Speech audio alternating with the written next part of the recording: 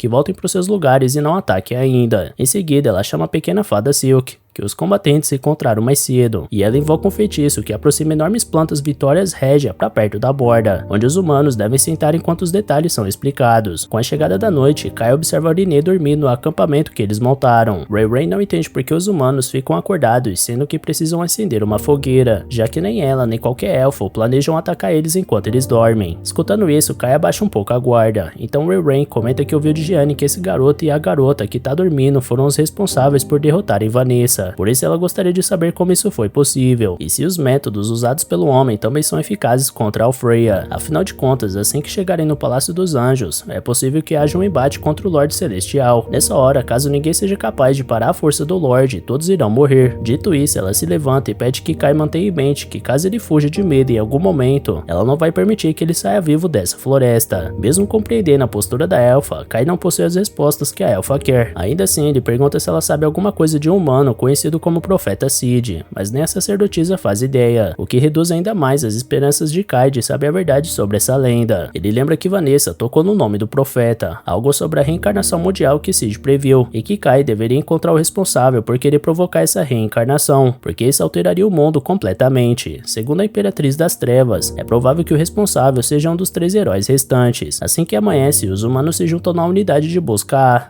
designada a entrar no Palácio dos Anjos. Tudo que Saki espera é que a comunicação com a sede funcione enquanto eles estiverem nessa missão, porque como a elfa bem disse, o palácio está acima de uma árvore colossal e os humanos nem conseguem enxergar o local. Ao contar essa parte, Warren conjura um truque duplo para teleportar os novos aliados. Então Kai questiona se a elfa está praticando esse método para usar contra os humanos. No entanto, a clériga explica que ninguém tem medo dos humanos, apenas dos demônios, espíritos e feras míticas. Diante dessa declaração, com um certo tom de menosprezo, Kai responde que os demônios pensavam da mesma forma. Seja como for, ele salienta que os anjos provavelmente têm a maior parte do exército de prontidão na fronteira. Portanto, é possível que o palácio esteja com pouca defesa. Como o homem se mostra implacável em sua fala, a elfa reconhece que eles não derrotaram Vanessa à toa, mas Kai vai além, porque ele conhece o humano que derrotou sozinho os 4 heróis das outras raças. Dito isso, o feitiço é acionado junto do teleporte, então o grupo é levado até o alto da árvore, onde o Palácio dos Anjos se encontra. Lá em cima, um terrível cheiro de fogo e fumaça cercava o ambiente, e anjos em chamas rodeavam o chão por onde os humanos pisavam. Apesar disso, Warren percebe que as vítimas não estão mortas, mas Kai acredita que é hora de usar esse massacre ao seu favor, porque o caminho para seguir em frente está livre. Guiados pela sacerdotisa, eles são capazes de atravessar os estágios do palácio, coisa que seria impossível sem a presença dela, como reconhece Fallen. Contudo, conforme iam avançando a estrutura dentro, o grupo é atacado por um pequeno furacão cortante que destrói o piso onde eles se encontravam. Na origem do poder, lá estava um anjo que sentiu o fedor vindo desse lugar, especialmente de uma velha conhecida, Ray. Ao olhar atentamente o rosto da entidade, a elfa sabia que se tratava do anjo de guerra Vicious, e seu coração se enche de tristeza ao ver que até os anjos em quem ela confiava se uniram à traição contra sua raça. Vicious aponta que é serva de Alfreya, o Lorde dos Céus, e que tudo deve agir de acordo com sua vontade, e que os anjos queimados na entrada eram tolos desleais que se opuseram às ordens do grande líder. Por falar nisso, o anjo alerta que em breve ocorrerá a execução da grande anciã dos elfos, o que vai servir de aviso para outras raças, que entenderão de uma vez por todas que devem se curvar aos anjos. Também se opondo a essa demanda, Fallen lidera Ashron e Saki contra o anjo, enquanto Kai, Gianni e Warren devem prosseguir na missão. Vicious tenta impedir a passagem dos humanos, porém os atiradores evitam a reação com sucesso. Pro anjo é ridículo pensar que essa raça inferior esteja se colocando contra os anjos, e Fallen garante que eles já ouviram isso bastante. No andar acima, o grupo encarregado de dar seguimento à missão acaba se deparando com outro anjo que guardava o piso. René agarra o gigantesco martelo da entidade para evitar um esmagamento e arremessa o inimigo para longe. Warren bate o olho naquele ser e nota que é Rafaelo, esse que fica indignado com a rebelião da elfa contra seu mestre. Dessa vez, René garante que pode cuidar sozinha dessa ameaça, enquanto o resto do grupo deve partir. Sem demorar, os 3 membros restantes chegam ao próximo piso, onde Warren cria círculos mágicos em cada pilastra. Kai deduz que Alfreya está se protegendo com dezenas de barreiras, enquanto Gianni pede desculpas ao homem por ter deixado a luta contra Vanessa para ele. Dessa vez, ela promete que lutará ao lado do combatente. Desenhados os círculos, a elfa ativa seu poder e leva a dupla para o local onde estava aprisionada a grande anciã. Além dela, Alfreya flutuava no céu, exigindo obediência aos seres inferiores, que não possuem asas e que precisam olhar para cima quando veem os céus. Segundo ele, todas as bênçãos vêm dos céus e são concedidas à terra, mas ele deseja que apenas os anjos recebam essa bênção. Enquanto isso, Vicious recita algumas palavras, ativando a conjuração de uma poderosa magia de vento que quase corta os combatentes no meio, porém eles saltam na hora exata para não virarem picadinho. Com suas lâminas em chamas, Fallen investe contra a entidade, que não subestima uma rival desse nível após rebater seu golpe. Segundo o anjo, essas espadas parecem feitas de presas de dragões, seres místicos tão poderosos que as armas produzidas com alguns materiais deles podem explodir com fortes impactos, o que é o caso das armas que seu oponente segura. Fallen se mostra surpresa pela inimiga saber tanto sobre esse assunto, então Vicious explica que seres celestiais são bons para criar itens como esse. A espadachim pega o gancho para ressaltar que Alfreya quer escravizar os celestiais, o que vai tornar esse talento, por exemplo, em uma mera arma na mão dele, porém Vicious está cega pela adoração que tem pelo líder máximo de sua raça, além de tomada pelo ódio pelas raças consideradas inferiores. Um andar acima, René trava uma batalha intensa contra Rafaelo, onde o anjo admitia que não imaginava que seu oponente iria perfurar através da sua defesa divina. Como isso aconteceu, ele passa a enxergar René como uma verdadeira ameaça. René responde com raiva que o celestial tá mentindo, porque os ataques dela não surtiam efeito algum. Por falar nisso, ela ressalta que odeia essa postura relaxada do rival, sempre olhando para ela de cima para baixo, assim como os anjos fazem com os outros celestiais e com as demais raças existentes. Sem ligar muito pro discurso da oponente, Rafaelo dá de ombros e pergunta que tipo de criatura ela é. René confessa que não sabe, mas que isso não importa desde que ela tenha o Kai ao seu lado. Voltando ao líder máximo dos Celestiais, ele pretende prosseguir com a execução da grande anciã dos Elfos, deixando Raynen ainda mais decepcionada com a postura daquele anjo, porque um dia ele já foi gentil. Com isso em mente, ela grita que Alfreya não tem o direito de governar os Celestiais e que ela mesma vai levar ele pro túmulo. Dito isso, ela parte pra cima do anjo, que responde com sua habilidade Magnificat, um sino que conjura magias como uma lâmina vermelha que quase atinge a sacerdotisa. No entanto, Kai intervém na hora, com seu poder de detentor do código para explodir o poder inimigo. Mesmo sem demonstrar surpresa, Alfreya quer saber se esse jovem realmente é um homem ou um elfo disfarçado, uma vez que está protegendo uma clériga dos elfos, mas Kai deixa claro que é totalmente humano. Alfreya mostra que não entende a razão por trás desse gesto de salvar alguém que não é da sua raça. Então Kai ressalta que a morte desse membro importante dos elfos causaria um ódio profundo deles pelos humanos. Alfreya responde que a existência do Kai e da Areren são bem diferentes, porque mesmo que o julgamento de Kai seja diverso, ele seria reduzido a cinzas, assim como a elfa. Aliás, isso não aconteceu por conta dessa espada em comum. Kai aproveita para esclarecer que essa arma foi capaz de resistir à magia da Imperatriz das Trevas, Vanessa, portanto também é capaz de enfrentar Alfreya. Dito isso, o Celestial solta uma gargalhada e chama Vanessa de demônio imunda, tão patética que foi capaz de perder para um mísero humano. Sem perder a compostura, Kai duvida que Alfreya esteja na posição de ridicularizar a heroína dos demônios, porque pelo menos ela não tentou executar seus próprios subordinados como o anjo fez. Ainda assim, o anjo não tira o sorriso na cara, explicando que isso foi uma decisão dele, afinal, ele é uma bênção divina, a estrela mais nobre e brilhante que existe, e que não tem intenção de chamar de subordinado quem desobedeceu sua soberania. Gianni cansa desse discurso arrogante e arremessa uma flecha mágica com seu arco longo da lua, que Alfreya chega a defender, mas quando seu escudo é quebrado pela potência do projétil, um estilhaço acaba cortando seu rosto. Sangrando levemente, o anjo pergunta pra humana se ela sabe o que significa usar um arco élfico tendo esse corpo humano, mas a comandante acha que sua vida ser drenada é um preço baixo a ser pago pela vitória. Falando nisso, ela lança outra flecha contra Alfreya, que responde com um raio celestial. A flecha rebate na magia do anjo e atinge Gianni de volta, mas ela não sente dano algum por vestir o traje da luz sagrada. Com isso, o herói celestial promete não perdoar esse humano que usa equipamentos profanos dos elfos. Assim, ele abre um círculo mágico nos céus e faz cair uma série de trovões. Então Raynen invoca o escudo da terceira princesa para evitar uma tragédia. Depois disso, ela se apressa junto de Kai para libertar a grande anciã,